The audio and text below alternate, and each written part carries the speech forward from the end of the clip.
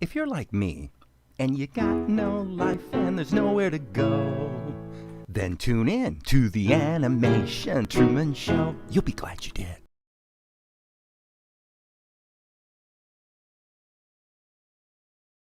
Well, unbelievably. Look at that.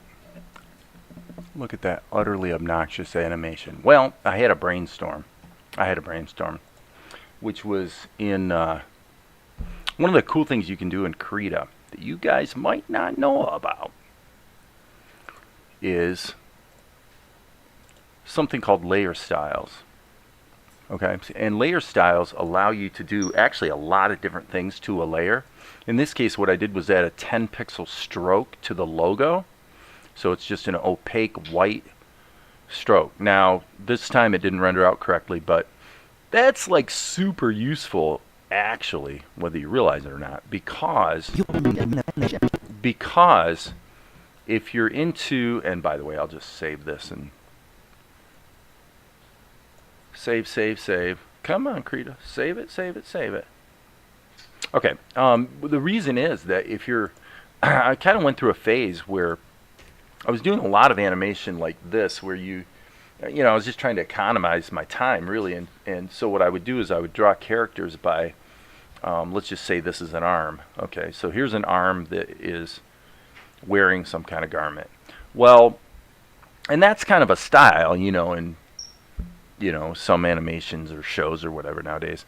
But if you really wanted ink lines, you could always use a layer style in stroke mode. Probably like 3 pixels. We'll just make it black to keep it simple. And of course it didn't work. Why didn't it work? For some reason, I guess I forgot to check this checkbox. So you gotta check the checkbox to enact or enable the layer style. But then if you take the layer and just flatten the layer, it bakes the stroke into it. So it's actually a really cheap. Hey, Nagut. So it's a cheap, quick, fast way to get automatic outlines if you want to go down that road. So just a little tip. Tip from the trenches. So anyway, so I had a little brainstorm today. I realized the second webisode is actually almost ready to do the soundtrack and do the music, put the voices on, blah, blah, blah, blah, blah. So I wrote this quick little script. My name is Asher, and this is the story of Melchizidek, Tianara, and Luka. 3 youngsters and a monkey in a desperate quest to save their land. Okay, so that would be, I haven't put it in there yet, but that's the basic idea. And it's pretty cool because I re-edited it and did some judicious editing of the theme music, and it came out straight up 30 seconds, which is perfect. So this will be the abbreviated version of the show intro, and I think it'll work pretty well. If you were to listen really closely, you might find the musical edits egregious, but watch what happens when I actually I probably should turn the music down, but watch what happens when I voice over top of this. So it'll be like this. It'll be like, hello? My name is Asher, and this is the story of Melchizedek, Tianara, and Luka. 3 youngsters and a monkey in a desperate quest to save their land. And then boom, we're slamming through to the end. Pretty cool, huh? That only took about, that probably took less than an hour. Less than an hour to re-edit that and smack it down and edit the music and the whole deal. So, I ain't complaining.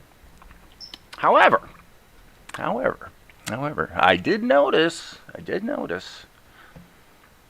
that this shot of Luka has a little flaw. And the flaw is, it looks like right there, I don't know if you guys can see it, but right there, when Luka turns around, you can see a little bit of a artifact from the liquefaction that I did when I animated this. So this is layer 18 merged, and that is Luka. So I guess step one would be to be a good boy and label my layers. That's always good practice. You don't know your layers. Okay, so to hit the A key and do a liquefy. I'm just gonna do a little bitty smackdown. Okay, so I think this cell was okay. That's just a tween anyway. And that one looks okay too, actually. So, by the way, if you guys, I don't know if you guys realize this too, but another thing in Krita 5 that's available to you is clone layers. I did mention this when I did my Krita 5 beta first look, but clone layers allow you to, you can copy a keyframe and then paste in another instance of it downstream. Where is that? Where is the I might be having a brain fart here. Create a clone frame. Okay, well, you know what? I'm a little freaked out here, but do I need to check and make sure I'm in the right version of Krita? I am. Where the heck's the clone frame? Well, you can call me a liar. Clone frames are actually a thing in Krita 5, and for some reason, and I don't think since I've gone from the beta to the final version, I don't think I've ever used it even one time. And now that I go to use it, maybe it's, well, okay, so there's a frame. Oh, I see. It says clone keyframe. So that's a little confusing nomenclature for me. Okay, so what you're doing is you're saying, let's clone it, and I'm betting that when you paste, it's creating a clone, and we can find out like this. So that's a little bit of a strange approach to the workflow, but if we draw a little mustache on Luka, then when we go back to this frame, as you can see, it's still got a mustache. So that's the answer. The answer has revealed itself, friends. The way to do a clone. And why would you want that? Well, it's like when you're repeating a cycle. So if you're going to change something like here where you've got the tween and you want the next cell to definitely be exactly the same as a previous one, which of course here it's reversed, but if that's what you wanted and you wanted to repeat a cycle over and over, then you would just right mouse click and click clone. So you're not doing a copy and paste, you're actually doing a cloning of the keyframe. Kind of like a pointer in programming nomenclature. So anyway, that's what's going on. And this is fixed now, so that means I can go Control R and re-render that. And when I go to open that up in the show, it will be corrected without that little tiny gap at the bottom. So render, render, render. Let's jump over here, and I don't think I'm gonna, I tell you, once I get the voices in there, I'm pretty sure that some of these clips are gonna change, actually. But the main thing that's important is that the timing is right. Like, I don't know if I really want that shot there of the, with Monkey, but we'll see. We'll see. I know that when I looked at it earlier, I roughed in the voice just to see kind of how it was flowing, and it felt like somewhere in this region something didn't quite click right. So it's an ongoing quest, isn't it? So let's save that. We'll save the short intro, and let's pull back up. You know what I'm going to do? I'm going to pull up episode 2 just to snap into a different zone tonight. I'm going to snap into a different zone, just kind of peek through episode 2. Just because I haven't looked at it in a while, it might be fun to go through and see if there's any things in here that are worth thinking about updating a bit. Generally speaking, I mean, at a glance, episode 2 looks a little better than episode 1, but I don't even know if that's really true, and it isn't really a chronological thing, because the truth is, when I started working on the show, I started at the end. I actually worked backwards. So this is the earliest shots, and it's why the characters are actually a little bit off character. But the overall look of the show was, I think was pretty on most of the time. So, but what does need to be done for sure is in this section right here. This whole, the marriage ceremony sequence. Oh, look at that. We've got stuff that's still in the state of a pencil test. So that's interesting. Why don't we have some fun? Let's have some fun with that. So then the question becomes, do we want to have fun with Krita, or do we want to have fun with Tahoma? So I would say that you guys get to vote. There are 5 people out there, so that means I have to have at least 3 votes, one or the other, for either Tahoma or Krita. And by the way, I don't know if Alan Dan is going to show up tonight, but if he does, I'll say thanks, Alan Dan, for the preview, because he showed me a preview of the kind of gave me a sneak peek at the animation software he is designing, and it's looking pretty good. Looking pretty good. They got some really interesting concepts in their interface that I think are well conceived. I think there's some real good stuff there. So anyway, so I need at least a couple votes here, preferably 3. Do we want to tackle this shot with Krita, or do we want to tackle it with Tahoma? I don't really care, honestly. The interesting thing is that the coolest thing about the latest nightly build of Tahoma and Krita 5 is that the crashes have been so rare lately, really. I mean, most of the things that have gone wrong have just been my fault, you know what I mean? So, St. Tori wants Krita. Yeah, Nugut's asking an interesting question. Now, I would say that's a hard question to answer. The complete full-length episodes, yes. They're coming out to just about 24 minutes.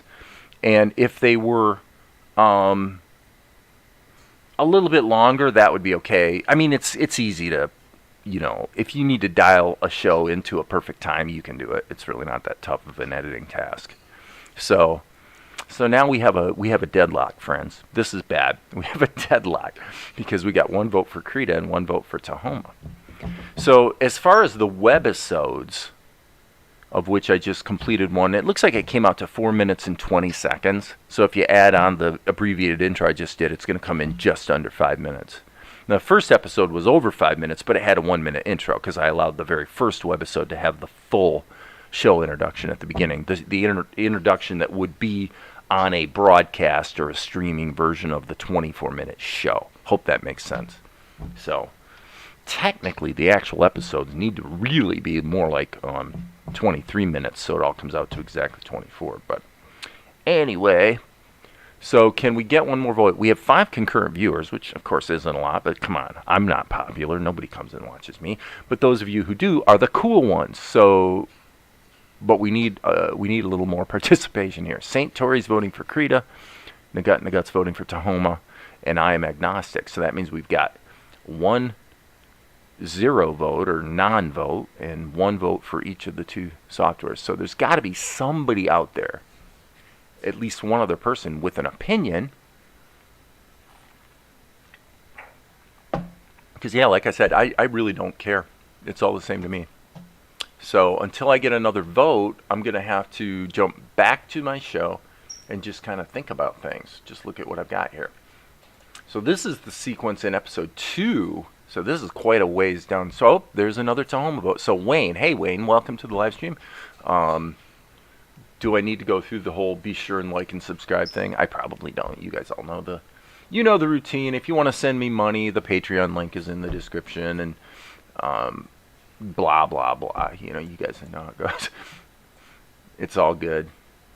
But okay, yeah. So we'll do Tahoma. Fine. It's 2-1. We'll do Tahoma. I'm sorry, St. Tori. The good news for you, St. Tori, is if you look at my live streams, so what I've been doing is after I live stream, typically after like a day or so, I take it off of being a regular published video. I make it unlisted, but I put it in a playlist, which features prominently on my YouTube channel. So if you want to see a lot of work done in Krita, including from the live stream I did this morning. Well, let me think about that. Forget what I just said, because actually, now that I think about it, I guess I was working in Tahoma more this morning. But this last week, there's been a lot of work done in Krita. Frankly, most of the fixes on the show were done in Krita. But anyway, let's. I submit myself to the will of the crowd, and to Mahoma it shall be. So, anyway, Vespar realizes he's being called out onto the stage in front of the whole village, and this is the shot we're gonna look at doing. Okay, so that's interesting. Now we've got Vespar here, and then the king whispers a little something. Well, actually, Carliana whispers something to the king, and then Vespar comes into the shot. So clearly what happens is he actually moves into frame this way. Okay, and his hands would probably be sort of pumping back and forth a little bit. So, okay. So here's what we're going to do. First of all, we're going to just start a new scene. Discard the changes, my friends. Discard the changes. Okay. So, I could copy and paste from the storyboard, but there's really not much point. What I am going to do is save. Immediately save this. Save all. And we are going to save this as shot number 601. There we go. Uh-oh. 601 already exists, so we better check that before we go any further, because I have no idea what that is. So it's been a long time since I've been playing around with this part of the show. Okay, it looks like I did some... Okay, yeah, so we had Golik sort of kind of raise his hands. I really don't like the way I drew his hands. That doesn't make any sense at all. So, but Vespar looks pretty good. Why did I have... Interesting. Well, this is what happens when you go back and look at a shot from a long time ago. Okay, so something happened. Let me look at the show here. Oh, I know what happened. Okay, I know exactly what's going on. Okay, so the key thing in this shot is actually that the rain stops. So we're going to have to do some sort of rain effect for sure at some point. Probably won't get to that tonight, but we're going to have to do some kind of rain effect. And so that's what this was. This is Golik going, huh? What's going on here? By the way, this voice is more or less the voice of Golik. It's very close to the voice I plan to use for Golik. Calm down, everyone. Calm down, kind of thing. Okay, so let's fix the dude's... do we want to fix his hands or just kind of do a redraw? I'm kind of thinking redraw. I think what I'm going to do is I am going to... well, actually, strike this. This is... Okay, okay. So this isn't even a smart raster level. This is this plain old raster level. So this is going back quite a ways, and I don't know what the heck I was thinking when I did this. For all I know, it was originally drawn in Krita. But kind of interesting. I mean, it looks like I was playing around quite a bit with how he's emoting, and then he's talking to the crowd about... I think the reason the raster lever was pulled into Tahoma is because I had originally probably done it either in Krita or Tahoma, but either way it was just plain old raster stuff. And what I did was I roughed in what happens over a couple different shots. So this does make sense. But in the storyboard, and the storyboard would have been done earlier, we had a little tighter shot. Golik would cut to a close-up. The people respond. The people are like a little freaked out because the rain is stopping. And then, of course, that arouses a bit of a feeling of suspicion among the king and Carliana. So, what are we going to do? I feel like drawing. So for that reason, I'm going to say, let's kill this for a moment. Okay, so this is just the ink work for Vespar, which looks pretty good, by the way. But I think I'll turn that off as well. And what we'll do is we'll turn this on and kind of crank the opacity down just so it's going to be basically a rough guide. Okay? So now we can get down to the business of redrawing it and maybe fixing a couple things. So characterization on Golik looks pretty good. Actually, I probably could go straight to ink on him. So let's do it. So I'm not using a Tahoma brush, by the way, on the ink. I'm using a My Paint brush. And, well, okay, I say that, but actually a Tahoma had me on this brush, which is a Tahoma brush. The things we go through. Okay, so now a question that arises is this. What if you make that mistake? What if you paint something with the wrong brush and you wanted it to be this one? There's actually a way to fix that. Let me show you what you do. You actually do a fill operation, but instead of doing a fill of areas, which is usually what you would think of, you would do a freehand or lasso fill of the lines. So I'm painting the lines, and now it just switched these lines to this color. Pretty cool, huh? Okay, so no problem. Everything's working. Okay, so let's get to it. Let's just get to it and get Golik in there. This brush does have a little bit of smoothing baked into it, and I covered that this morning on the live stream. How you set up the smoothing in a My Paint brush. So if anybody's wondering about that, ask and I'll re-show you. If you really don't care, then don't bother to ask.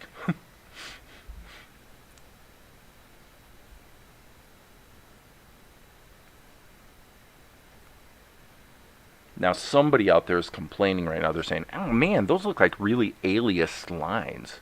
Like those look really stair-steppy. Well, hold on a second. This is the actual size, like actual size that you're going to see on TV. This is what, this is broadcast HD. And when it renders, even if it was a little stair-steppy, we could add anti-aliasing at render time. And that is going to smooth those lines, soften them right up. Just really pretty. So it just ain't even a problem, people.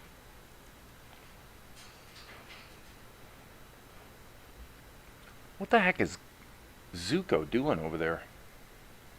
Zuko, the African gray parrot. My African gray parrot, I should say our African gray parrot. He is doing a lot of jumping around over there, like he's kind of jizzed up about something. But fortunately, he's not getting all chirpy. Okay, hit the M key, flip your canvas. Ah, it's looking pretty good. That's looking pretty good. That's definitely Golik. So, no questions in the comments, or the chat, I should say. So, I must be doing my job reasonably well. But yeah, there you go. Now, I do want to think ahead a little bit about what's going to get animated. I really did a crappy job on those hands. Boy, that's bad. So I think what I want to do, just because this is kind of the way I've been working lately, I think what I want to do is just go ahead and rough this in with the kind of pencil test mode, just because, well, it's what I feel like doing. Now, you'll notice, by the way, this is kind of a significant little detail. When this is kind of embarrassing, actually. When I originally drew the storyboard, long time ago, I really wasn't thinking, and the costuming I gave these guys, they had long pointy hats, so these guys look like Ku Klux Klan members. I'm like, wow, that's kind of bordering on pretty freaking tacky. So I don't know. I did change that costuming. So he's got this big barrel kind of hat thing going on. But yeah, that was a gaffe on my part. Now, one thing I am going to do is on my other screen, I'm going to go back to one of these earlier shots of Golik, just so I have a reference on his costume.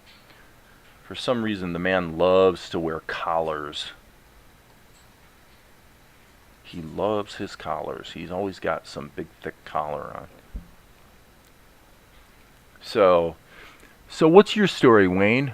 And Saint Tori, you guys are both new, so I'm always interested to hear who people are and what they're up to and why they're here. Frankly, what are you here for?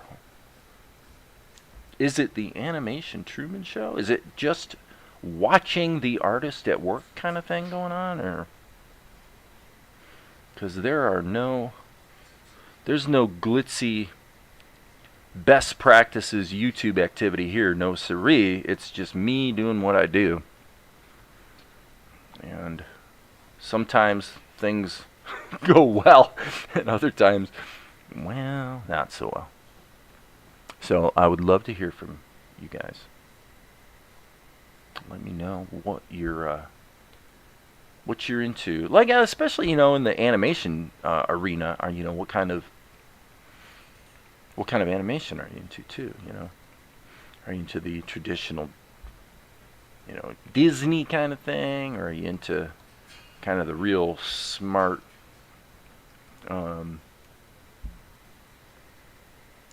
Cartoon Network kind of thing? Are you into, what do they call that thing that Full Chain Animation kept doing animations about? All Tomorrows or something? I'm an animator myself. I just like watch people like yourself work. Really? That's cool. So you're an animator professionally? That's outstanding, man. Well, you said you're an animator, so I guess I shouldn't assume that that's your job, but it's not my job. No, it's commercial media clients that pay my bills, but I have written and directed several feature films, so I have a little bit of experience in, some would say, street cred in the filmmaking arena, and so the animated show I'm working on right now is just it's a concept that my film distributor, I don't know, I just ran it by him one day. I'm like, what do you think about this concept? Because I really didn't want to make another live action film. I just was like, I really want to get into the cartooning thing, because I've always been a cartoonist. Okay, let me see what we want to do here. This is going to require a little bit more finesse. I need to really think about the anatomy here. So let's yeah, that's better. So we'll just treat this as a single block. Doing something similar to you. Really? Is there anything cool on your YouTube channel that I should look at? Check it out.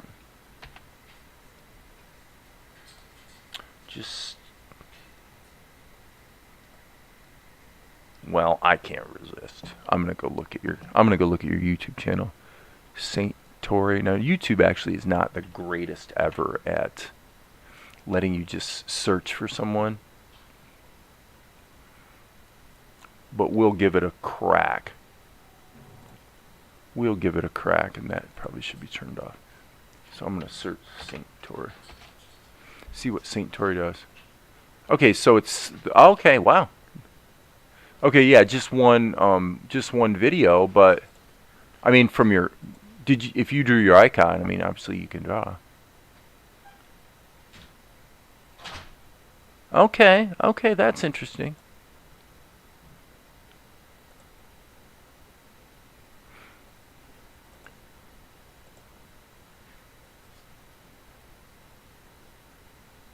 Okay, gotcha.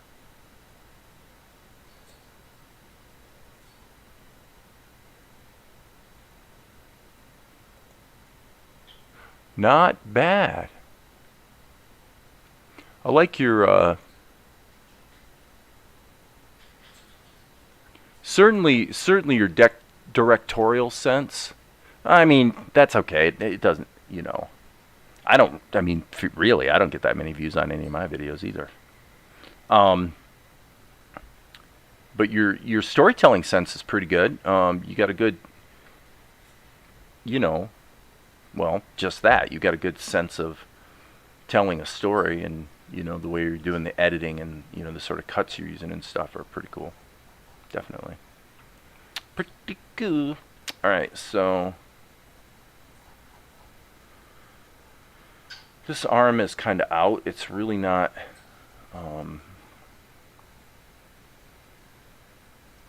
Back so much, so I'm trying to be careful to really be not sloppy about the anatomy, and that is not good enough, friends. Nope, not gonna cut the mustard.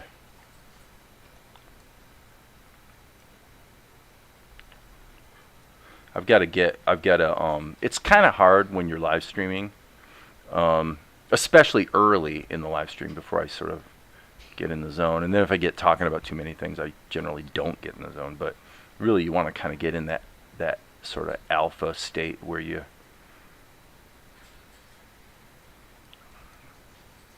almost forget what you're doing.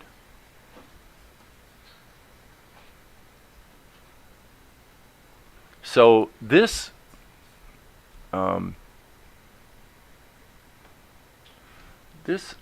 I have to say, yeah, this is a great example of I'm gonna erase all this, because if it's not really feeling right, I don't know. I want to just scrap it and try something different that might feel better. So I want to loosen up here a little bit.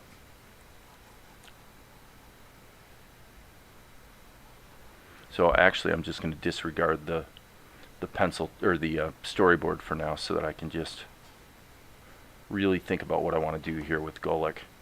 All right, so let's keep it super loose. Let's kind of get in a Glenn Keane sort of mode where we're keeping it real loose, so we're feeling the motion. I'm kind of actually almost sorry that I inked that. One of the things that can happen is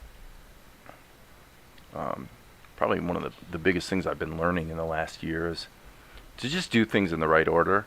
Because if you don't, and this is kind of an example of that, is you ink something too early, which is understandable because the storyboard was already there, right? So I inked over it, right? But if you don't do things in the right order, you kind of get locked into it. And the problem is, if it goes sideways and it's not quite working, there's a strong temptation to keep it even though it sucks.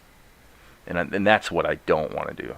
So I'm just going to go ahead and add another drawing. I'm actually going to add 2 or 3 drawings here so that I can really flow with this. So I'm going to just give myself an indication here of where his head is, like that. Okay. And then I'm going to look at the arc on his eye line, and then I'm going to let it curve. Right now it's kind of, let's say, convex, curved upward to flat to kind of curving down more. So he's basically bringing his head down a bit, right? So line, do. So this is the zone I want to get into.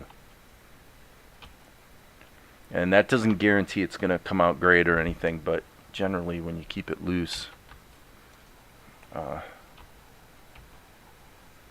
okay, you're going to get a more lively result, for lack of a better term. I think lively is probably a good word.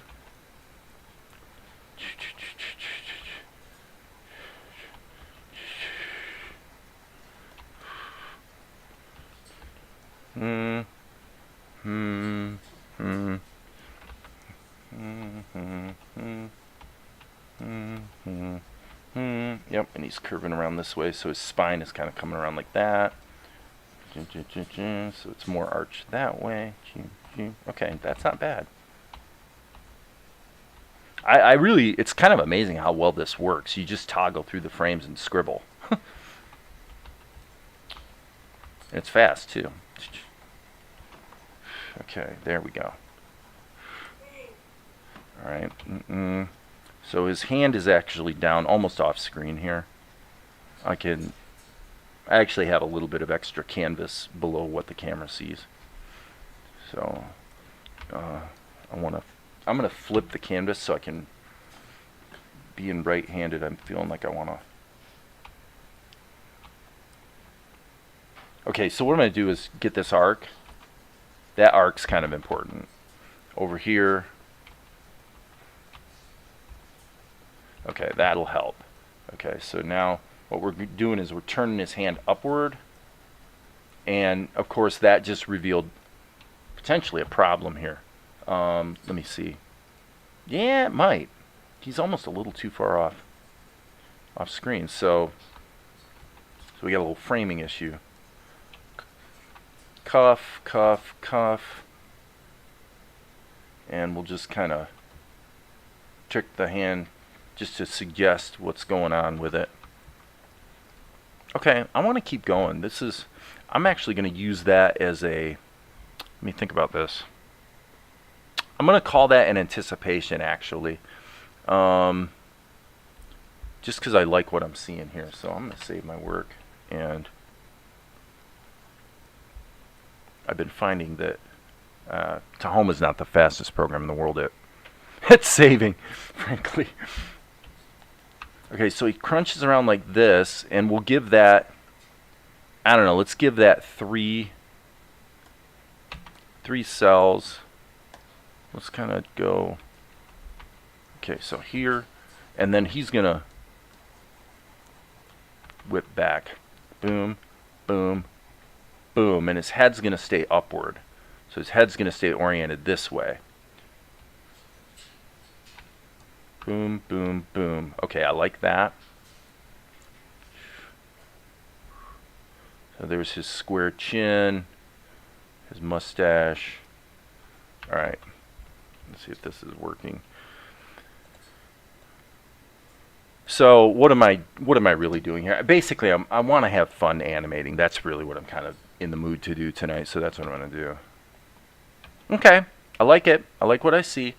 I'm going to forget about tweening at the moment and really think about where do I want him to land? What's the final pose supposed to look like? Okay, so he's kind of got his shoulders, squared off shoulders here. He's got this big collar thing he wears, and now his fat old pot belly's starting to stick out.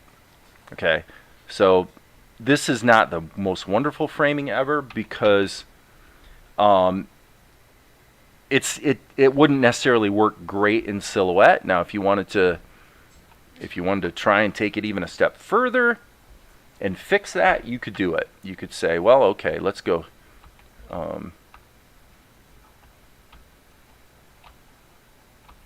Hello. Oh, I see what it did. Silly thing. We'll just delete those. Okay, so if this doesn't make perfect sense, hang with me.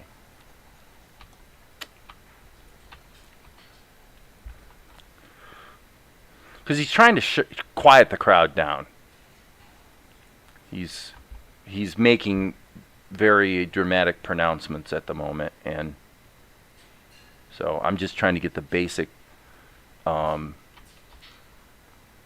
dimensions, if you will, of his hand, just so they're not like changing scale or something. So, and then again, what I'm trying to do here is I want this drawing to have integrity on its own. So I'm not really thinking right now about animation continuity as much, because I know if the key poses are right, I'm sure I'm going to be able to make it work, right? So this one's okay, and it certainly is better in silhouette, even though it is still foreshortened. However, this one is not really quite working, because if he really actually extended his hand out, his arm, his hand would be probably more up like that. So we'll kind of go with that. We can always change it, right? Okay, that's not horrible. All right, so now let's just, I think for my purposes, I'm gonna say we'll let him land on that last frame or the last drawing for a few few cells just so we can sit on it, right? Okay, I like what I see. This feels pretty good. If I don't screw up the drawings, then the motion of it is feeling pretty good, other than with the caveat that really I probably want to rest on that cell a little longer. Friends. Yeah, see, that's what Golik would be saying, by the way. He'd be saying something along those lines. He's like, my friends, friends. And then all of a sudden he realizes that the rain is stopping, right? So, cool. All right. Well, in the animation domain, this is the fun part. I want to give him half a second. I'm shooting 8 frames a second here, so I'll give him 4 frames at the beginning so we can get into the shot before, we got a little bit of editing room.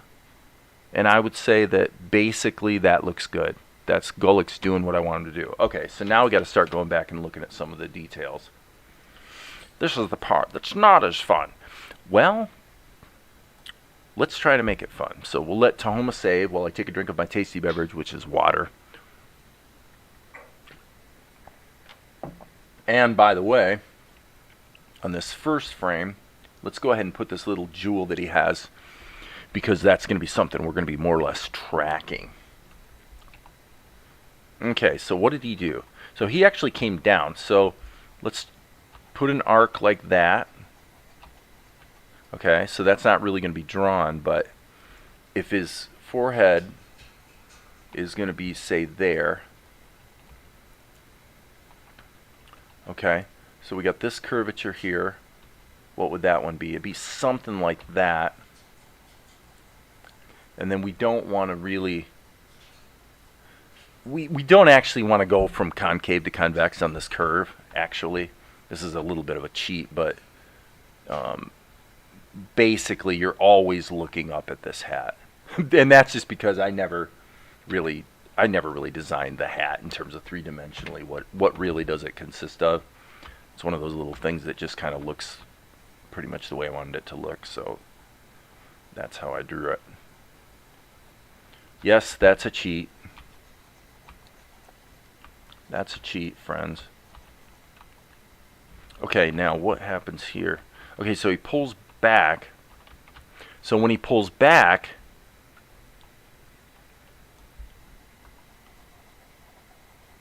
he's kind of staying about the same level with his face, and then he crunches down, kind of like that.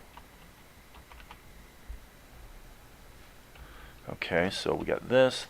I'm just going to wing it on that one. I want to get this one to look good on its own, more or less. And I, of course, drew Golik's hair somewhat erroneously.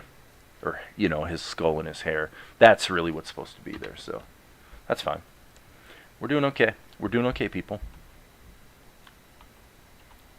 Okay, let's simplify this border of his head to a straight line, and then we'll kind of add the characterization of it later, just to make sure we're getting the guy moving correctly. Okay, same thing here. Let's go with this, probably about there. So he gets a little bit smaller in the frame, as you can see, because he does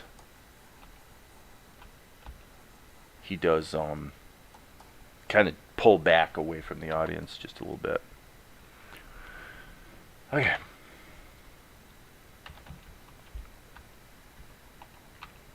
So yeah, I mean, it probably could be said, if I did more animation the way I'm doing this, I'd probably have a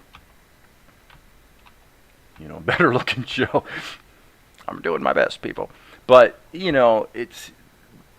it's always a bit of a dance between sort of the economies of having to do a seriously large amount of animation. I mean, I have the same problem that the TV networks have, right? You sort of budget limitations, as it were, so you try to find an aesthetic and an approach that strikes a reasonable balance You know, doesn't mean we're trying to excuse poor quality or anything, but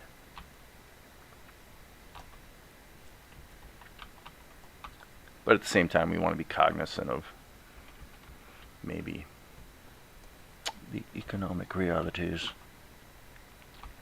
I'm basically just blabbing. Curve, curve, curve. So the key thing here is that we don't want the characterization, if you will, of the hat to change over time. Like, we don't want it to be flattening out. I mean, I shouldn't say that, because it actually does flatten out a bit, only because the angle of his head changes. In other words, it's really hard to draw. I mean, if you think of it as, if this was a sphere, if this was the arc around the sphere, he's kind of moving this way. So obviously it is going to change, because it's changing orientation in 3D space, which is not a super easy thing to animate. In fact, for me, I probably would consider it one of the hardest things to animate. Is like a 3D turn, like a 3D head turn is, you know, it ain't easy. Because it's easy to inadvertently let your character change volume over time.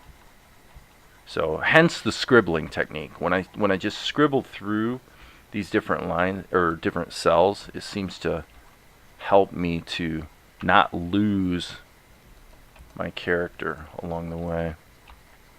Don't know if this is everybody's cup of tea. Now something here doesn't seem right. That one right there feels wrong to me. So his hands basically just go up, but then he rests on that pose for a second. Well, literally, actually 2/3 of a second.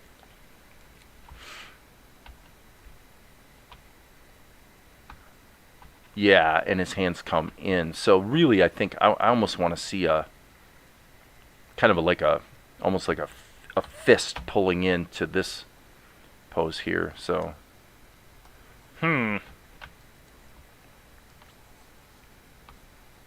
okay. So I never really drew this one.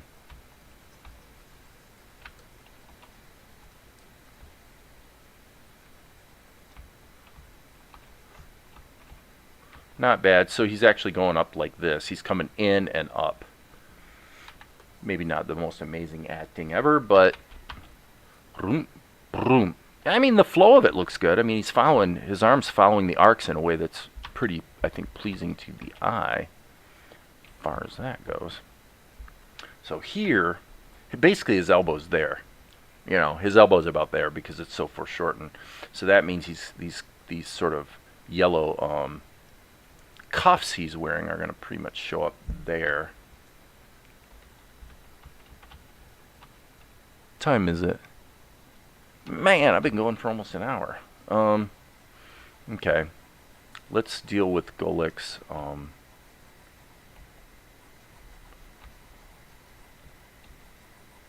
these tassel-y kind of things he seems to be wearing. And I said we were going to let his pot belly come out a little more on this shot, so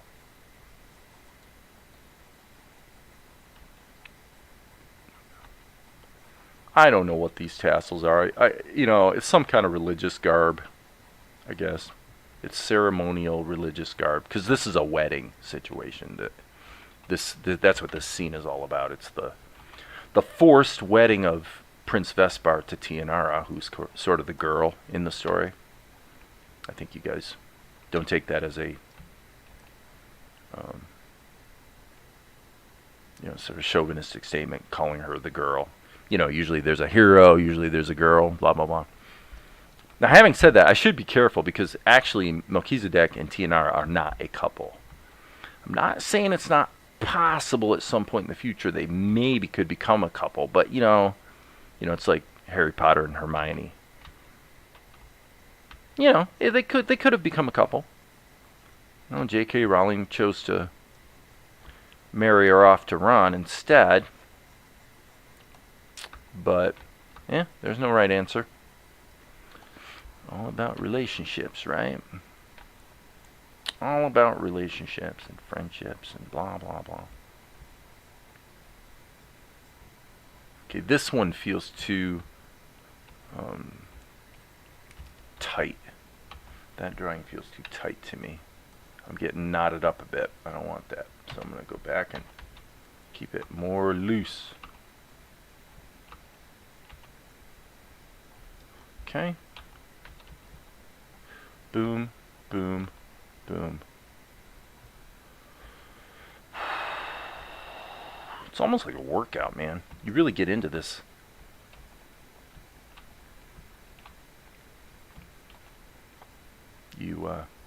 I mean, you're moving kind of a lot.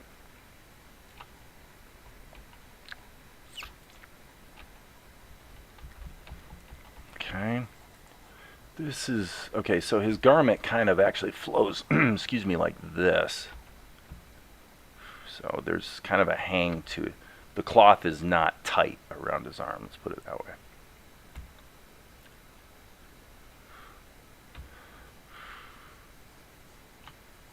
Not bad, not bad, not bad. Of course, it's going to hang fairly tightly against the top just because of gravity.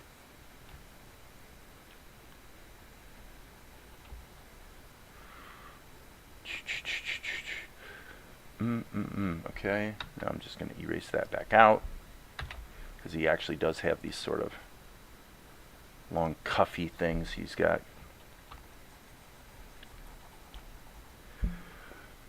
Shoo-wee. Okay, now let's see what we can do with this one.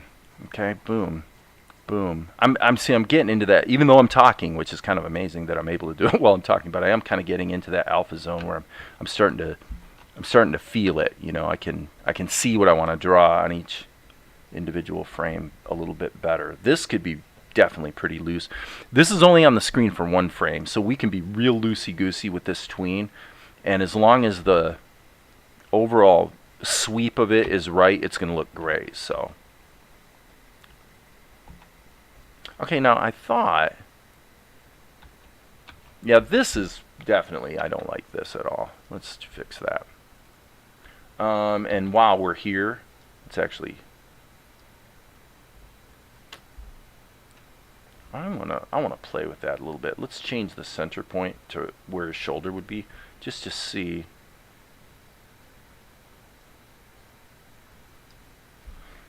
Okay, if we're going to do that, let's just say his hand would be very up like that, I think. Let's get the anatomy of this looking better. Not bad, not bad.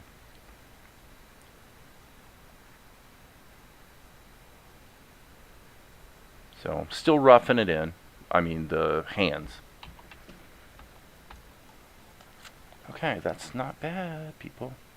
That is not bad. Okay, that one, we kind of lost it right there, didn't we? Boom, boom, boom, boom, boom. Okay. Sweep, sweep, sweep. Okay, there it is. Nice. That feels pretty good.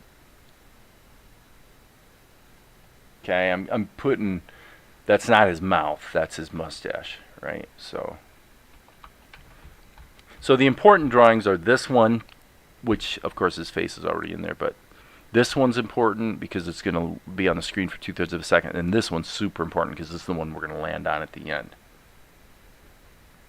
So let us not get fiddly with our anatomy.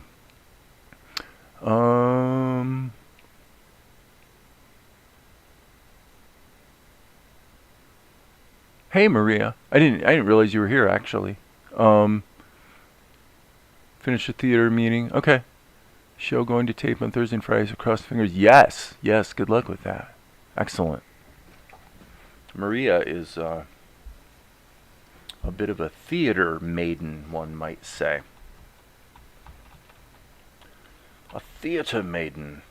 Okay, so now let me. That drawing there is definitely problematic. I am going to literally erase.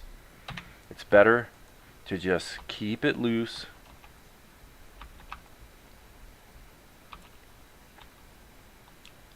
Boom, boom, boom. So there is going to be about there. Okay. Here's his chin line. Chin line, chin line. Yeah, that's pretty good.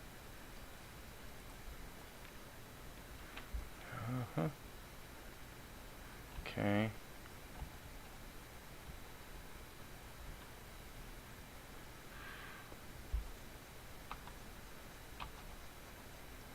Just okay, let's see how it feels. I mean, come on. If I can do a decent job of tightening up the pencil test and then obviously ink and paint, that's a nice shot right there. He's moving in a really nice way.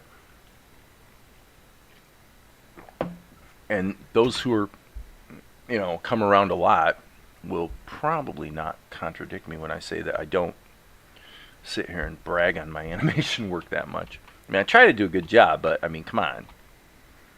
We're all just doing the best we can, Always more to learn, for sure. Okay, so let's get this collar, or not collar, but I guess cuff situation figured out. Okay, well, I guess I got it. Okay, so now what's missing here is this side of the tassel. That tassel. Okay, little bit of this is only on the screen for one frame, so if this flows out a little bit and then kind of comes back in and lands, that's okay. See, so there's a little bit of a lag, I guess you'd say. I don't know what the proper animation term for that would be.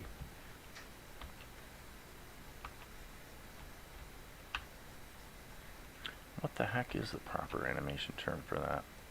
I guess we'll call it lag, people. That's what we're gonna do.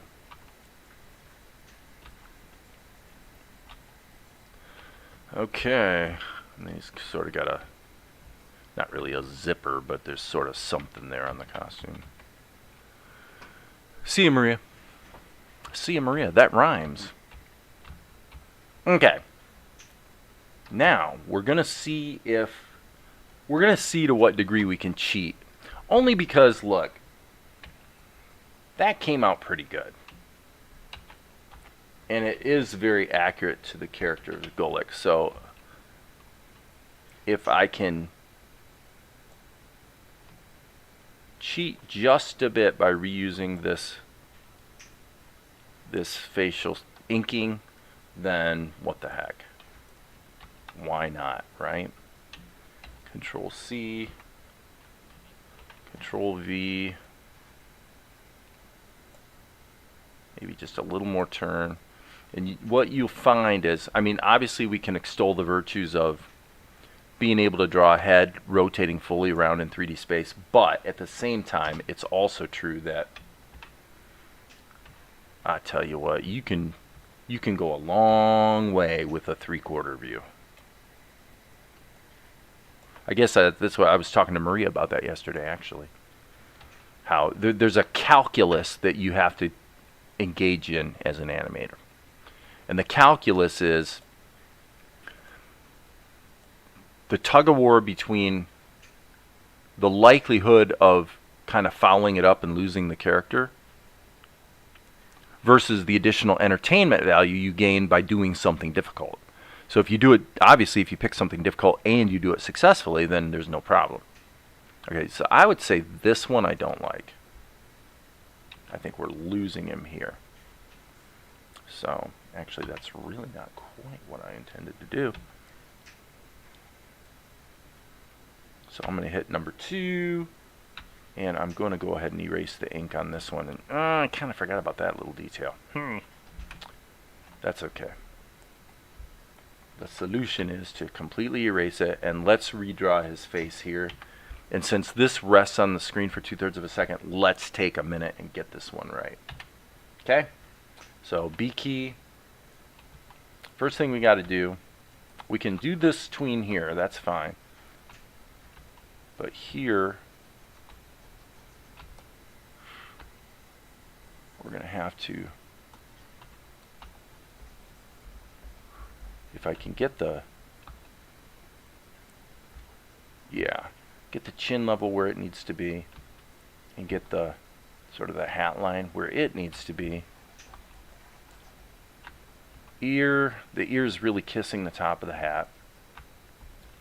And then, boy, that's almost exactly halfway, that little arc right there.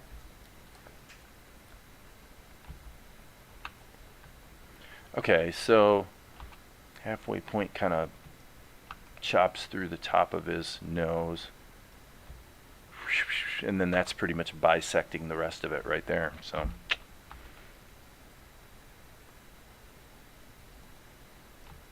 okay, so I'm changing his expression a little bit here for no real reason other than actually just because I wanna.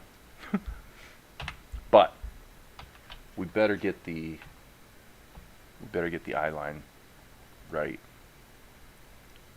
first. Okay, let's zoom out just a little bit.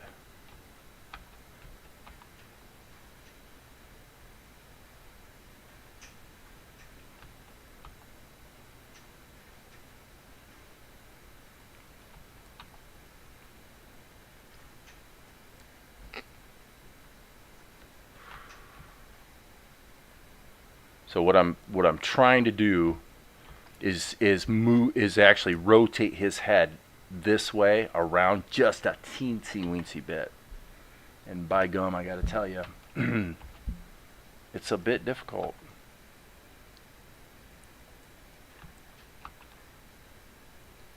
It is a bit difficult. Nose a bit wider.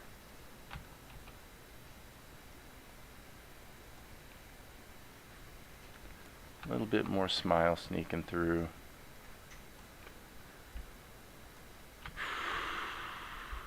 Okay. So now I am going to actually pump this up. Ooh boy, that's a bad idea. Well, if I hadn't had the opacity so low, I probably would have had a little bit softer hand. But that's okay. That's okay, my friends. So I should see his other ears starting to peek out. Okay, nose is too big. So this is a challenging bit here because, well, I mean, at least for me, it's the hardest thing you have to do. Is anytime you're doing a 3D move-ish, and you're trying to stay on character, well, it's tough. It's tough.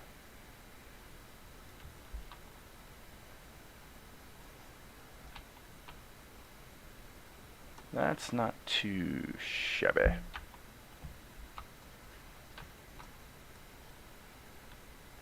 Okay.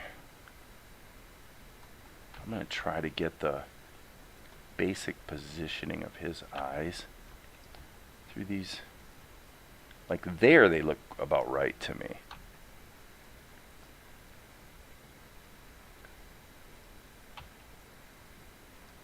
So here the eyebrows would be a bit up off of his eyes, and then here they're crunching right down.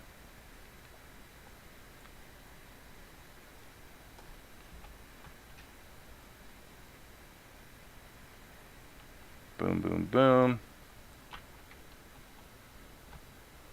Okay. Let's pull back.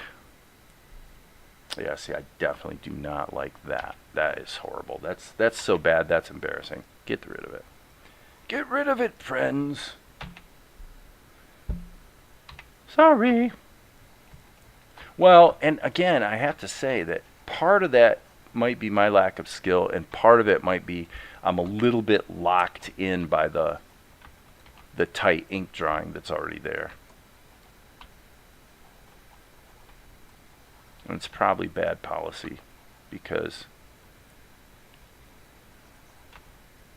in other words, it probably would be smarter to build up the level of detail sort of slowly, gradually, where everything sort of, you know, becomes increasingly detailed along the way.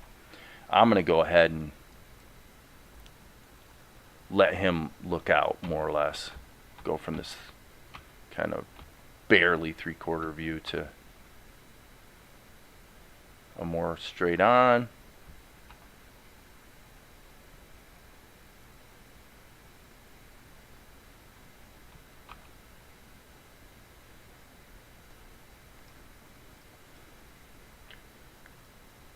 But yeah, this is challenging because I don't usually draw Golik this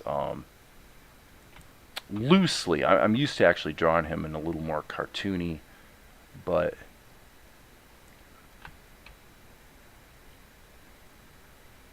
quicker, really crisp lines and pretty cartoony. So, it's a bit of a test tonight, but that sure looks a heck of a lot more like Golik than what I had a minute ago. And it also looks anatomically much more better. To use the colloquial English of the, I don't know, probably the Appalachian people or something. That feels pretty good. Okay, not bad, not bad. I'm seeing the characterization come through here better.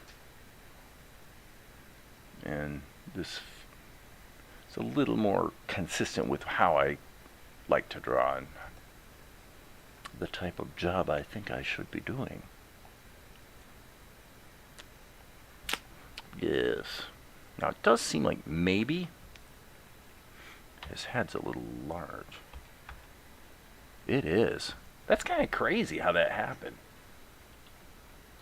Alright, so I gotta fix a few things here. That's embarrassing. I'm losing my perspective and I'm just like,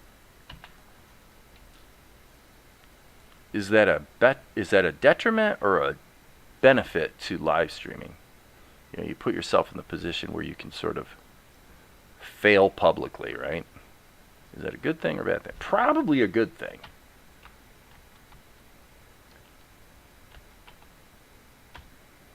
Okay. This, I'm pretty safe to say this can probably be, if I get the ink right correct here, then we're going to be able to use that again here. So there's no point belaboring that particular face, frankly. So in fact, let's just do it. Let's just test that right now. So I'll go Control C, Control V, and maybe just shrink it a tiny bit and move it over here and maybe just a tiny bit of a rotation. That would be fine. Okay? And then this is going to be a different drawing. Okay?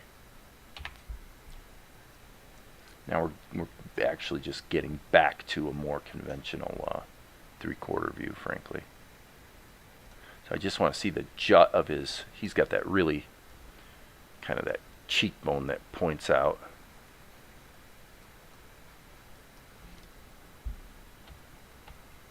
Okay, that feels good. The edges of his mustache need to come out further. So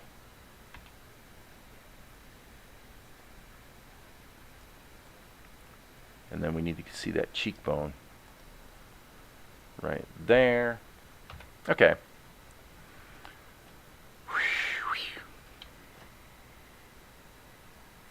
Not bad. Not bad. I'm losing his shoulders right there. Whoa, that wasn't supposed to happen. Losing his shoulders right there. Golik's actually, he's not exactly beefy, and he is kind of an old guy, but, you know, he's got some fairly squared off shoulders. So this, I'm going to go back to letting this be foreshortened.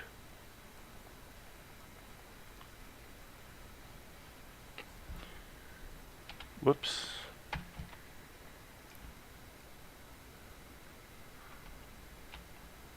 Okay. Again, I'm going to let this be foreshortened. So this is really not foreshortened. This should be a little bit. So we're seeing the curvature here. Whereas his hand is, so if his thumb was here, then here his thumb would be more like out here. Now wait a second.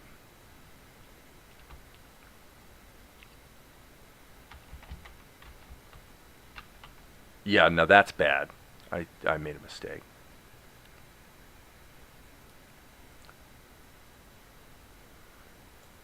Yep, got to redo this. Sorry. You're gone. We just kind of lost it. And plus, see, up, B.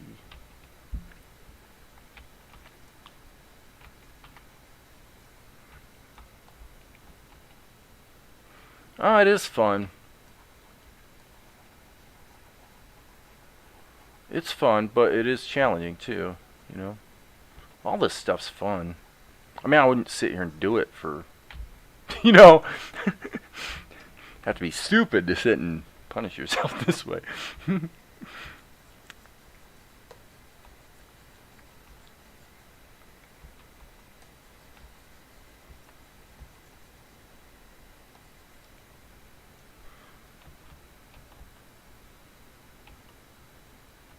So right there, actually that's not bad. Boom, boom. I think his hand needs to be out a little further, but the basic. The coming in before he goes up, I kind of like it. It's just kind of a choice, really. I mean, you could have done it a million different ways, but that feels pretty good to me. So let me see. Okay, one thing right there. Okay, right there. This needs to be bigger. That needs to be bigger. So, and that saves me having to draw his hand. So, there's looking to the bright side.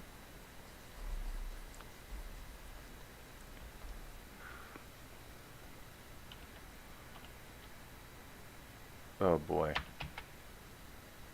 Let's watch that again. Okay, this is way too confusing now.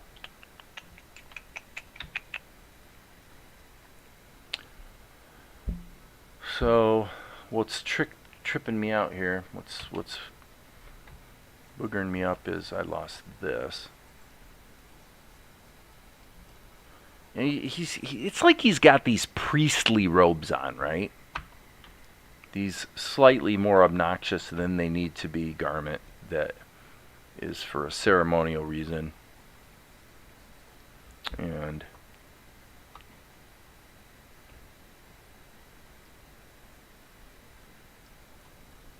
boom. Okay, he's puffing out too much there. That looks stupid. I mean, that's like, really, Dave? Seriously? That's what you're gonna do? So, well, I'm getting too microscopic. In other words, I was thinking about the flow of this arm, and then I just really kind of lost the you know, his torso.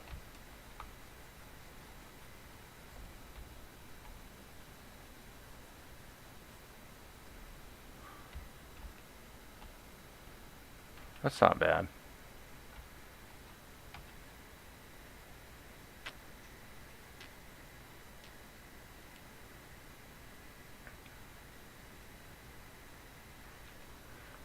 Now you watch. I'll get this whole thing drawn and then find out that that there's you know, that if I look at the script, what I'm animating here doesn't even make sense as far as how he's moving. That could happen. I reserve the right to I reserve the right to have that happen because you know, tonight I'm just kind of in the mood to do an animation exercise anyway, so it's all good.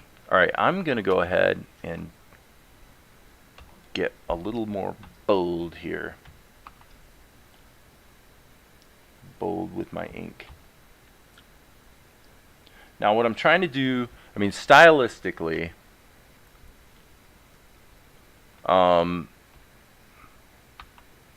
it's pretty conventional. I mean, I wouldn't call it comic book style.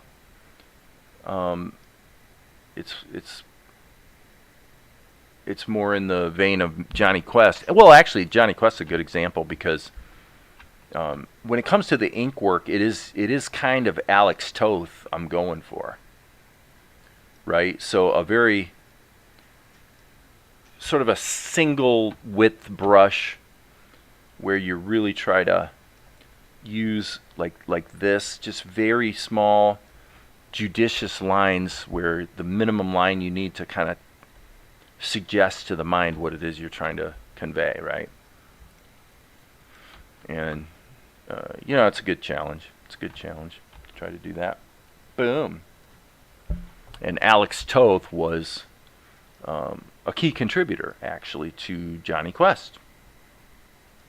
You know, he did things like, I think he did layouts and things like that, but he, you know, character designs and that sort of business.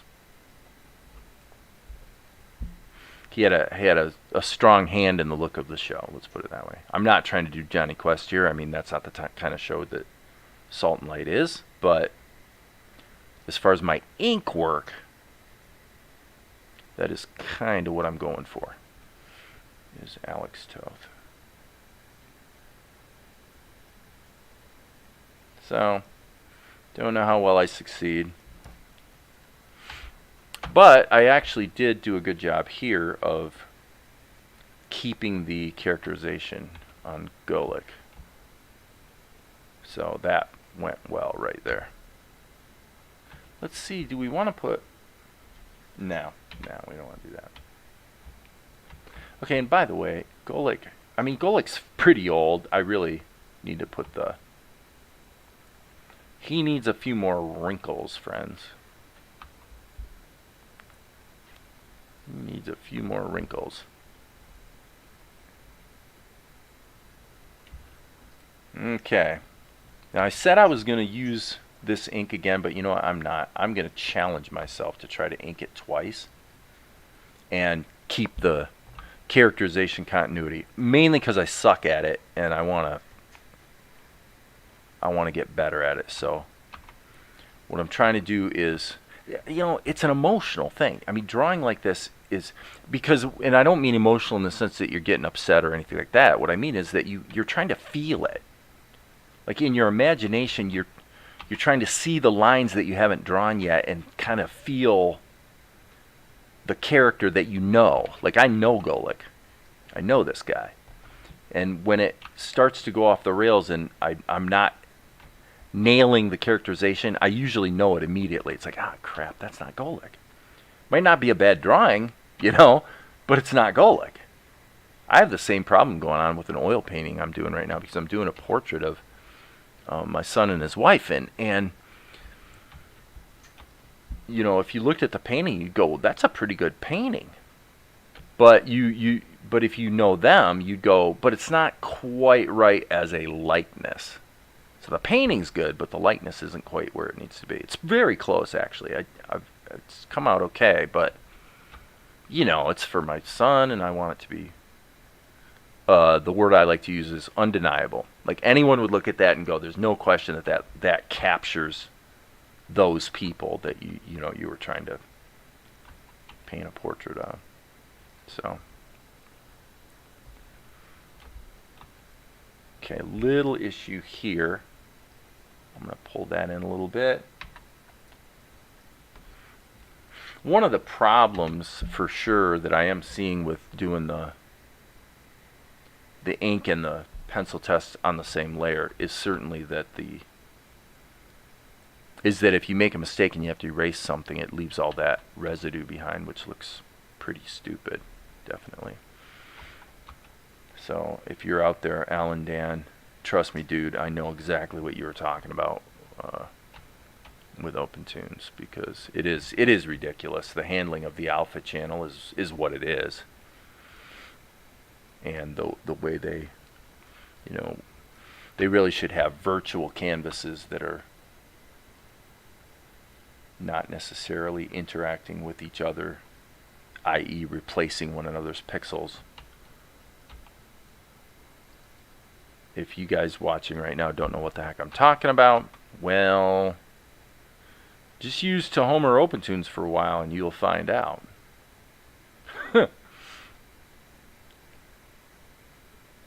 There's some things about the way it composites within a single layer that really don't make a lot of sense. But I can kind of understand. I mean, OpenTunes comes. I mean, its pedigree really has to do with scanning traditional pencil art and cleaning it up and stuff. You know, if you look at what Tunes was kind of more known and or used for before it became an open source project. Let's see. I do want to put a little indication of this.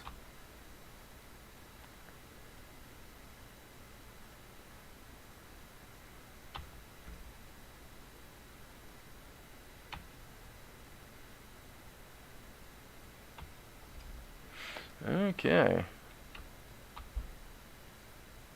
Well, we're down to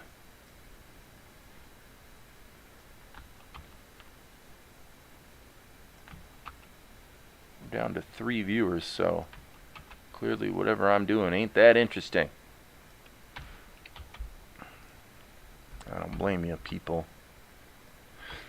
Although I can't say I wouldn't watch it, because I would. If you know, watching somebody, I mean, kind of the hidden assumption here is that you're talking about watching somebody who's good.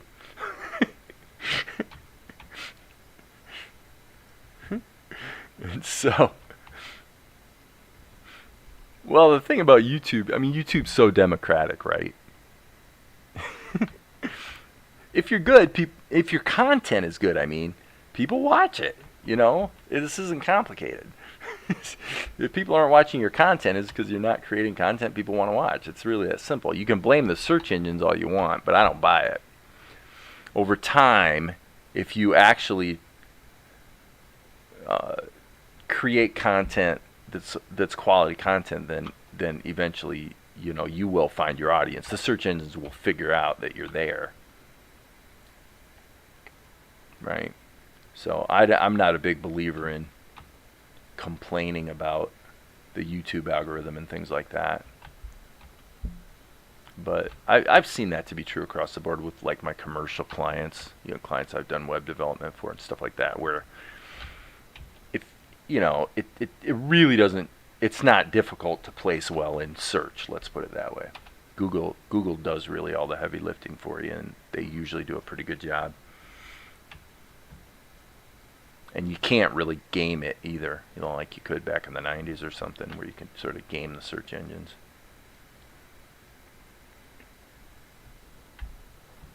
Okay, question. Yeah, I guess we do kind of have an ear here, don't we? And then we said we were going to have another ear sneaking in over on this side. So there, I just kind of botched that because my hand is covering up the other ear, so I couldn't see where the top of it was. So, but yeah, I mean, who wants to?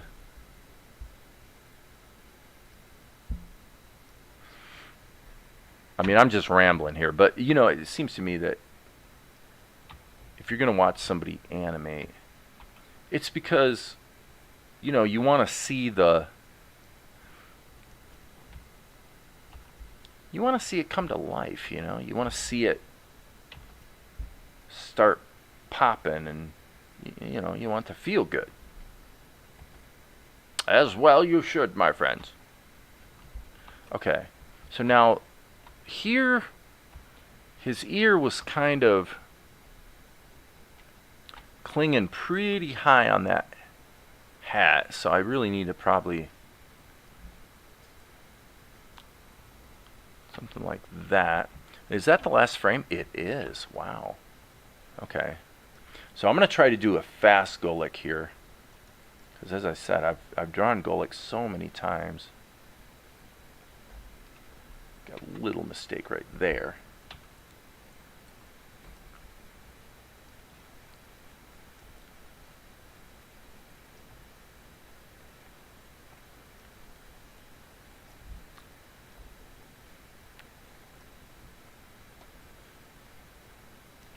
So now I'm not thinking about continuity between the animation frames. You know, because we just got a one frame tween anyway. We just need to land on a character that, by gum, is Golic.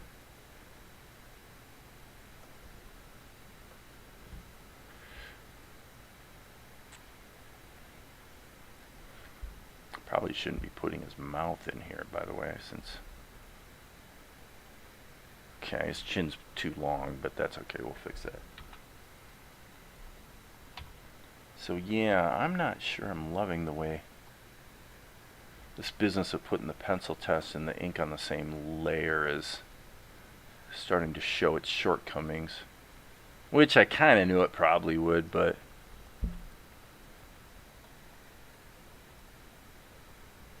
I don't like, I've never seen Golik smile like that before, so I'm going to say let's get rid of the pencil test so we can see what we're doing. I mean, Golik, he's not going to be sneering, but he's certainly not going to be exactly smiling either. Okay, N key. So if you were worried about the pixelation, that's the size it's actually going to show on the screen. So not bad, not bad, I gotta say. I'm not totally thrilled with that right there. Boom. It's a little off balance. This is where, you know, the Blender grease pencil or Krita's liquify tool would help, but we can probably work with it. Let's see what we can do. First of all, let's flip it this way. Okay, so what I want to do is I'm going to hit the control key. I'm going to tilt that up just a little bit this way. Oop, I don't want to rotate it.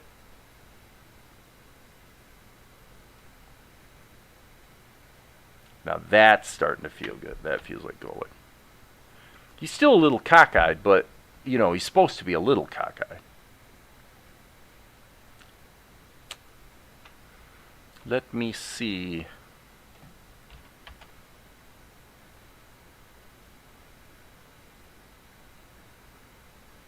Okay. So yeah, the only thing I'm actually not liking is this first ink job. It's too smooth. It's like the difference between, gosh, if you're into comic books, it's like the difference between Wally Wood and John Buscema. Hey, Alan Dan. You know, Buscema has a crispness in the action and the life of his drawings that Wally Wood didn't have. So, you know, people really celebrate Wally Wood. I mean, he was a very influential comic book artist back in the day. But I always found his, I just found it a little saccharine or something. I don't know. In other words, I want to see a little bit more pop. So, Alan, by the way, you know, what you're talking about, where this business of putting the ink lines in with the pencil test, where it's showing its weakness actually is here. When I draw a line and it turns out I made a mistake, and then I erase the line, the residue of it's still there. So it's like, okay, so there's the shortcoming of working that way.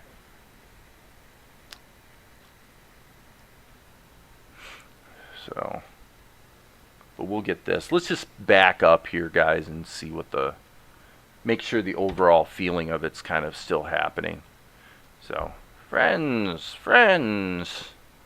not bad. I still am not happy with this second landing pose there. It's just not working for me. It just feels out of balance, and I mean, this is okay. And I like getting him turned a little bit. Oh, thanks. Alan Dan says it's looking great so far. Well, just like your software, I mentioned at the beginning of the live stream that you gave me a preview, and I do like what I see. It's really difficult on the Twitch. It was really difficult to respond to you because I was watching it on a telephone, and every time I would invoke the voice recognition to make a comment, I couldn't hear what you said in between. So I'd be saying something for, you know, maybe 20 seconds, and then I had no idea what you had just said. You know what I'm saying? So I don't know. We'll have to have a phone conversation sometime, or do it on Discord or something like that, because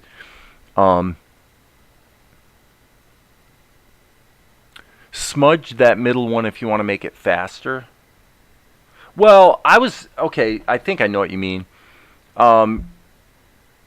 If I understand what Alan Dan is saying, you know, as you guys know, I often have said, this drawing here doesn't matter that much. Okay, it's on the screen for one frame, right? So there's certain cells that are throwaways. Now, I think what he's suggesting is, well, if you wanted this to be a single motion, well, you do this, and he's correct. You can sort of flush that one drawing that wasn't working so well. But even though that looks kind of cool from a movement standpoint, who the hell ever does that, right? No one would ever do that unless they're conducting an orchestra, and that's not really what's happening here. So the problem truly is manifestly that this drawing sucks. Okay, that's the problem. So let's fix the drawing. Let's fix the problem. All right, let's get rid of all the crap and just think about this for a second. Okay, he's leaning back a little bit and his arms are going up. So probably I'm going to say, even though I like the ink work here, I'm going to chuck it anyway because I just think everything just didn't quite work. So let's just back up a little bit here. Okay, and let's just crunch this in. Let's just crunch this in and get not deviate away from the 3/4 so much yet. Let's let the guy land.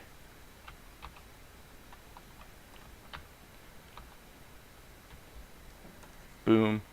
So we got boom, boom, boom.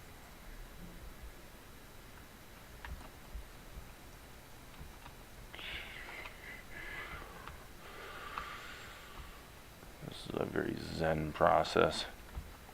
Okay, obviously we could cut and paste the ink. I mean, you know, but again, like I said, my purpose tonight is I just wanted to have a fun animation exercise. You know, I really wanted to just kind of challenge myself. So it's like, hey, it's my channel. I get to do that, right? I can draw whatever I want. So, boom, there's a line, line, line, probably something like this. But yeah, I'm definitely, see, especially as far as keeping things all in the same layer.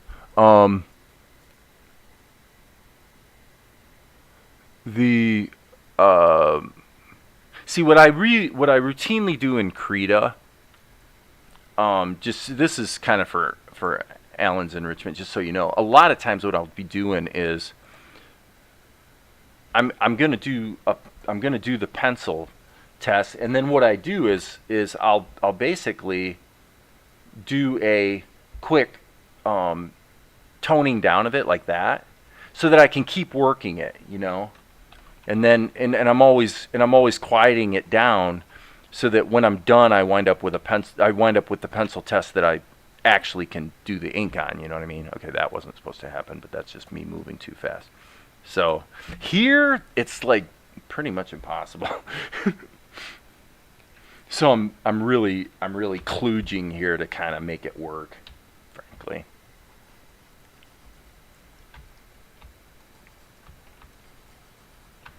The good thing Tahoma does have going for it, though, is that it is pretty responsive. Like, you can toggle through these keyframes while drawing, and it just, you know, kind of stays right with you.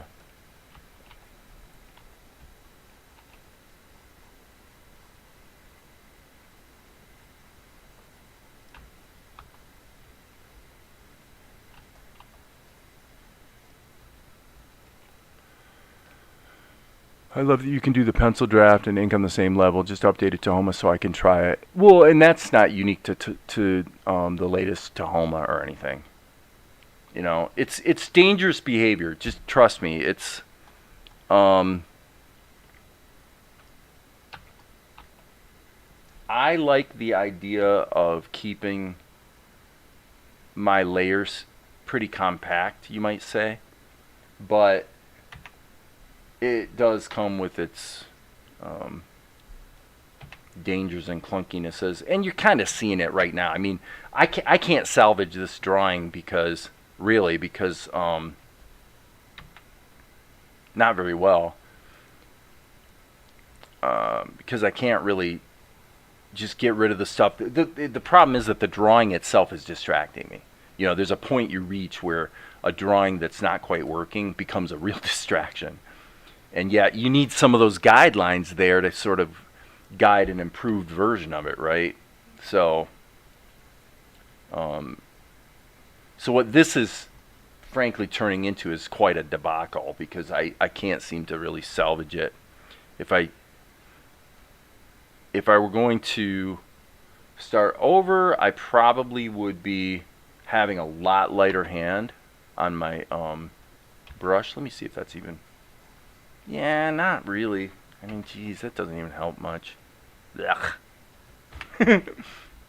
You could always create another brush, like maybe grab this one, go down here, and then I would say probably use a pencil.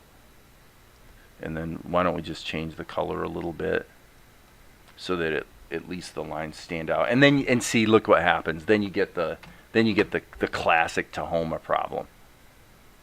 Isn't that terrible? Golly, look at that. Ugh. So I'm with you, Alan Dan, definitely. At the end of the day, deliver a final product. Right. These sessions like this one are the ones that we don't want people to see. Okay, this is what you're not supposed to see. Wow, that's pretty bad. You know, I mean, if you wanted to cheat, you just copy this ink into this cell and just translate it a little bit, and it would work. I mean, you know, to be fair, that would work. But that's not really what I'm trying to do tonight. You know, I'm trying to be a masochist and torture myself, right? Trying to do something difficult. All right, back the heck up and let's see if...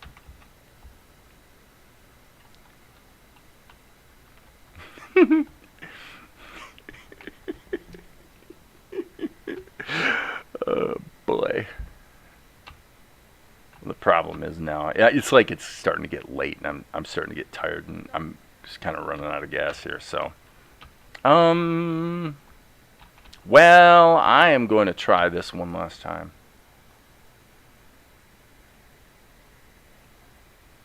I am going to try one last time. I'm going to do that. That I don't mind. That's a little obnoxious, but it's kind of interesting. So, what the heck? All right. So, in fact, you know what? If we're gonna do what I'm saying, if we're gonna go clean, if we're gonna really try to fix this, there's the way to fix it right there. Just draw it over, man. Okay. Down, down, down. Okay. So now let's say that the basic dimensionality of it is here. Okay. So fine. There we go. That's it. There's Golik's head. Okay. Now draw Golik. Now draw Golik. Draw the character that I know.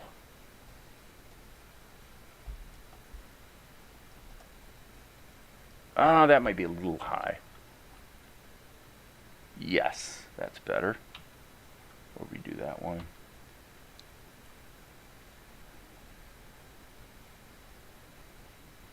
Golik's eyebrows are generally up above his eyes. You usually can see a little bit of actual wrinkling above his eyes like that. His mustache, or his goatee is very squared off. That's pretty good. And that's almost, it's not exactly right, but this is more on character. This ink work, I shouldn't have inked that. When I first started, I should not have done that first ink, because it really got me locked into a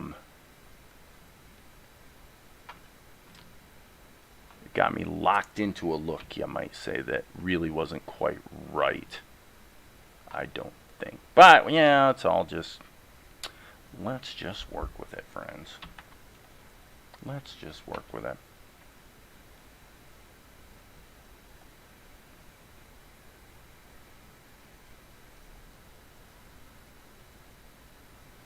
So I'm just gonna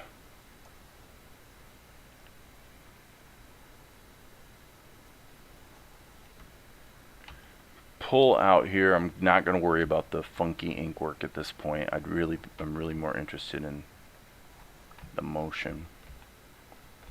So we got that.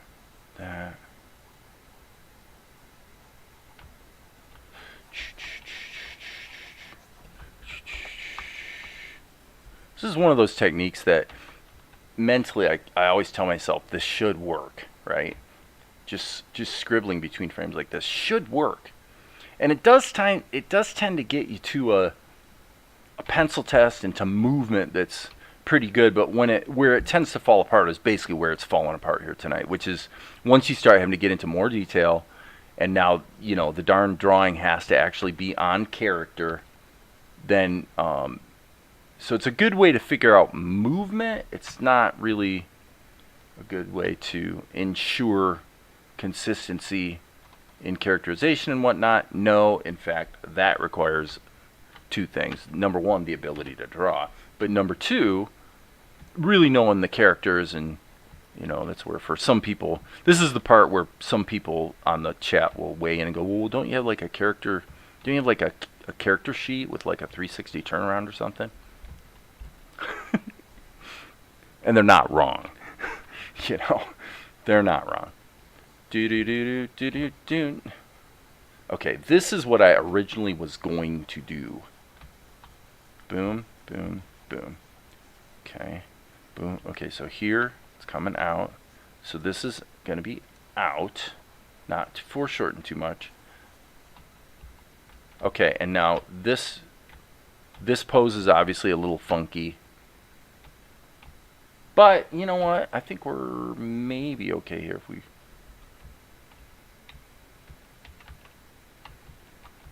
Okay, his mouth looks like it's open, so it sort of looks stupid, like he's cackling with glee, which Golik would not be doing. He would not be cackling with glee.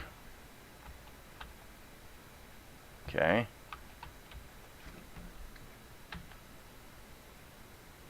Come on.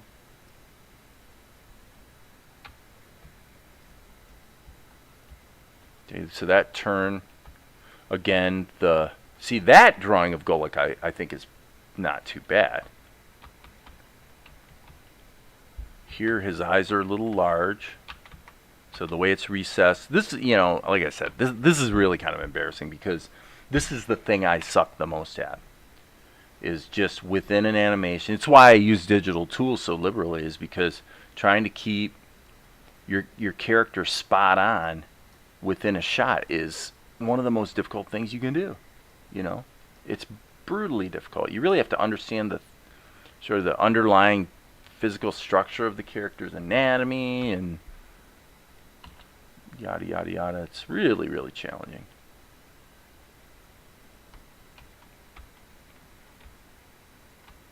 And I don't mind saying that fixing these type of things would be a lot easier in Krita, I think, because at least you can use liquify to squish things around,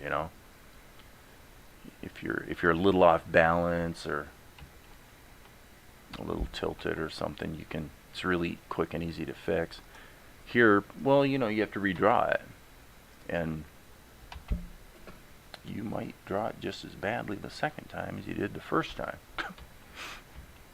So, anyway.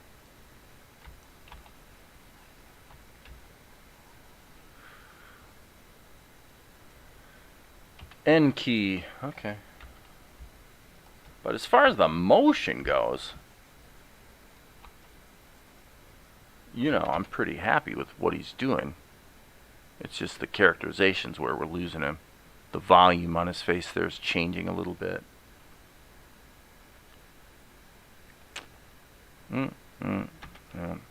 Okay, so let's get real specific, and then I'm going to call it a night. So it's like, what I want to do is I want to look at this and say, what exactly is wrong here? Okay, number one, his eyebrows are wrong. These eyebrows are too bushy. Okay, so we'll take those out. Okay, you could argue that the eyes are a little, they're like a little thick, sort of, but that's just because the pencil I'm using is, scribbly. So that's okay. That's okay. Are they in the right position? Pretty good, pretty good. This is a good way to work too. So like when you're trying to get the broad motion, toggling between frames just with this kind of scribble and sweep, I'll call it, that works pretty well. When you're getting into details like this, I don't know, I find it's better to Like, get right in there, and it's like doing a painting. It's like doing an oil painting, okay? So now I'm actually grabbing it, and I want to try to explain this to you guys as best I can. When you do an oil painting, usually what you want to do, like a portrait or something, what you want to do is you want to use a big brush, because the idea is to see shapes and see planes of tone. Plane being Plane, a plane of tone. And then you sort of reach out there and you really kind of feel it, like you feel, you know where you're going to make that stroke. And then, boom, you do it. And you immediately know if it's right or wrong. You just do. You can tell, you can see it. So when you get into what I'm doing right now and dealing with characterization, you can actually see that I think what I see here is that what I've been doing wrong here for the last, little while is I'm trying to use this technique in the characterization step. And I think it's going sideways in a big way. Doesn't work that well. Because it's like if you look at Glenn Keane's really loose pencil test animations of, say, The Little Mermaid or Beast from Beauty and the Beast or something like that, you never see, or Tarzan, you never see the kind of detail, the crisp precision in the characterization. Now, he's a great animator, and of course he's pretty close all the time, but what I'm saying is that's not the best technique for dealing with keeping characterization on track. So what I'm doing now seems a little more sensible, which is more like a painter where you're saying, okay, I want one stroke right there. Is it more Golic now, or is it less Golic? Is it more close to the previous drawing or less close? Right? That way of thinking about it, I think, is probably a little more sensible. Here, boom.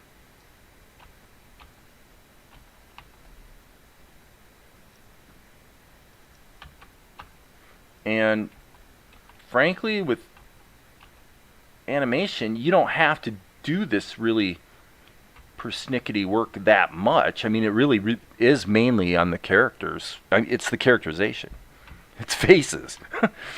There's a lot of latitude. If things are moving fast, you have a lot of latitude. And if things are just broad body parts or whatever, where, then you have a lot of latitude. If you're dealing with something that people will recognize as either being correct or not correct, that's where you just really have to be careful. Now, I think right now in the last 5 minutes, I've done a better job on Golic here than I did on the previous half an hour, for sure.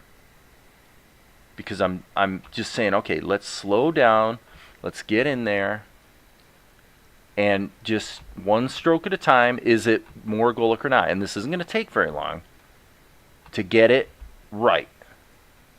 So, and I'm always thinking about that because I'm always thinking about the time this stuff takes. Because it's not that I want to hurry for its own sake, but when you've got, this show, the shot I'm working, just to give you a hint. The shot that I'm working on right now is shot number 601. Okay, so we're on episode 2, and in total, through all these episodes, we've got almost 800 shots here. It's a bit of work. Do you feel me, friends? Do you feel me? So, you can't really not be cognizant of the time things take. But this characterization of Golic right here is pretty darn good. I mean, that really looks like the guy, which I'm pretty happy that happened. Absolutely. Oh, I see, I nailed the last one. There's still little things you could massage a little bit, but basically that's infinitely better than the last 2 or 3 swipes I've taken. Okay, I'm going to look at Al and Dan's comments and then probably sign off. I'm pushing the 2-hour mark here. As long as you're happy with the workflow, it's great. In my case, I'm very picky when it comes to tools and the way a brush feels. I know it is hard to explain. It's kind of strange because I'll tell you this. I'll say this because, Alan, you and I are getting to know each other, and I have a tremendous respect for your work, and I know you find this interesting, so I'll indulge this conversation a little bit here. When I started doing the show, initially, most of this stuff was done in OpenTunes. Not Tahoma, but specifically OpenTunes. Even that right there is an oil painting using the My Paintbrush oil paint. Okay? The overall look of it, I was pretty happy with it. But here's what happened. I didn't get very far into it. Because when I started working on the show, I worked backwards. I started at the end. I know that's weird, but that's what I did. I figured I'll improve as I go, and then I'll wind up redoing the shots when I move back in the other direction, right? But what actually happened was, by the time I got to here, this is like almost all Krita. You know, I just was doing more and more and more shots in Krita. And just the ability to quickly do things like this gradient here, you know, the color correction, certainly the foliage brush. I mean, like that shot right there, you know, you can see the foliage brush from Krita right there. And you can, and I just felt like if you think of your stylus and your software as an extension of your imagination, I just found that I felt I was doing better work in Krita. So this is a great example of that. This shot was done in Krita. Let me put that on the big screen so you can see it, because this is a good example of what can be done in Krita, and this is not a shot that took all that incredibly long to do. So it's the next one. Okay. So, you know, all the defocus background, again, the gradients, the multi-layered, you know, multi-layered, you know, the tree with all its textures and everything. It's just like, the problem is at the time I was doing this, now I understand what you're saying about the brush engine. I get it, believe me. There's really nothing I've seen in your there's nothing in your attitude or your comments or anything that you said since we've been chatting, so, you know, last couple days, that I don't completely get it. Believe me, I get it. Everything you've said, I could not agree more. You know, you sort of work with what you have to work with, and frankly, the other, you know, Adobe Animate, I'm sure, has its issues too. You know what I mean? There is no such thing as really the perfect software. So maybe you'll create it. But, you know, so anyway, I don't even know where I was going with that. But this stuff is a good example also of what I'm talking about. Although, I guess I have to qualify it. This sequence is, that's probably Krita, because I can see the liquefy brush being used there in the animation. So I'm guessing these shots, it's hard to say though, because that body highlight effect could be Tahoma. It's like I can't even remember. I don't remember which I use. But there is a moral to the story. The moral to the story of everything I'm saying right now is that if it wasn't for the plastic tool, I probably wouldn't be really using Tahoma as much. Especially with Krita 5, because it really is more stable, and they really got a lot of things right on Krita 5. So anyway, let's look at Go Lick Move one more time, and then I'm gonna call it a night because I'm kind of pooped. Very happy with workflow and very picky when it comes to tools. Important thing, yes, right, blah blah blah. Silhouette for shaping and crypt. Yeah, and that's a good idea. Alan Dan makes a good suggestion for you guys there. Just block in the silhouettes. Ease in and ease out for extra frames is important. Smoothing your main. Yeah, well, normally I'm going for keyframes, and then it's like this. There often will be just a single. I call this